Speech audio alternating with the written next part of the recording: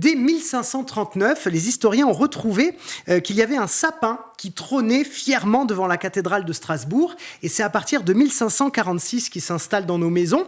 Alors pour les décorer, on y met des pommes rouges, qui sont le symbole du fruit défendu d'Adam et Ève, vous savez. Et on y met aussi des confiseries et des gâteaux en forme d'hostie. Mais il a fallu attendre 1870, c'est-à-dire la fin de la guerre franco-prussienne, pour que les Alsaciens lorrains déploient en fait cette tradition au cœur du territoire, là où ils sont venus en fait se réfugier. Parce que l'Alsace-Lorraine devient à ce moment-là prussienne. Prussienne, allemande, etc. Ouais.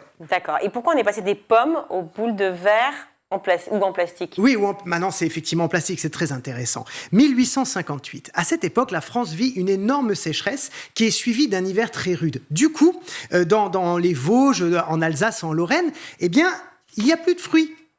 Et donc, un souffleur de verre de Moselle, il a une petite idée, il dit, tiens, si pour remplacer les pommes rouges, je faisais des boules rouge en vert. Comme ça, les gens pourront quand même mettre des choses sur leur sapin, sachant qu'il n'y avait vraiment plus aucun fruit. Et c'est comme ça donc que nous avons des boules sur nos sapins, et c'est comme ça que la tradition est venue jusqu'à nous. Donc on devrait maintenir les boules rouges finalement, oui, plutôt que dorées ou blanches. Voilà, ce serait plutôt rouge, en tout cas c'est la couleur traditionnelle. De la pomme d'Adam. Ouais. Merci, c'est passionnant.